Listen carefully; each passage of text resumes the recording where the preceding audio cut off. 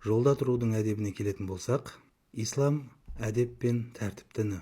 Сондықтан күнделікті әрбір ісіміз әдепке сай орындалу керек болады екен. Соның ішінде жолда тұрудың да өзіндік бір әдебі бар екен. Жалпы жол адамдардың жүріп тұруына, қарым-қатынас жасауына арналған орын. Сондықтан оған әрбір мұсылман құрметпен қарауы міндетті. Ардақты пайғамбарымыз саллаллаху алейхи уассалам бірде былай деген екен: жолда тұрудан сақтаныңдар.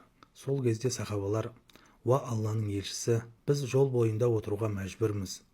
Ол жерде сөйлесіп, бір-бірімізбен қарым-қатынас жасаймыз дейді. Сонда пайғамбарымыз саллаллаху алейхи уассалам: егер жолда отыруға мәжбүр болсаңдар, онда жолдың ақысын өтеңдер деген екен.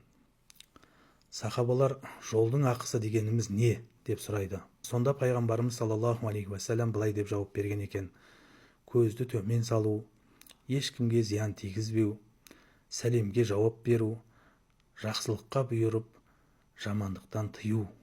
Қазіргі таңда да жол үстінде тұруға мәжбүр болып жатамыз.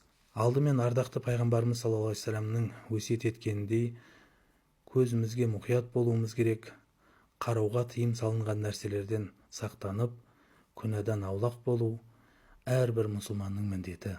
Екінші, жол үстінде ешкімге зиян тигізбеу қажет. Жол баршамызға ортақ, сондықтан өзгелерге кедергі келтіріп, олардың ақысын бұзудан сақ болуымыз керек. Ардақты пайғамбарымыз мұсылман адамды сипаттай келе, мұсылман өзгелерге тілімен де, қолымен де зиян келтірмейтін адам деген екен. Үшіншіден, сәлемдесу әдебіне мән беруіміз қажет.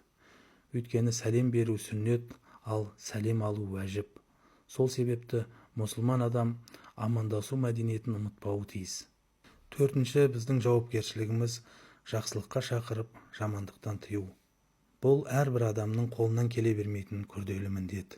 Бірақ қоғамның түзелуі үшін әркім өз шамасына қарай атсалысуы қажет.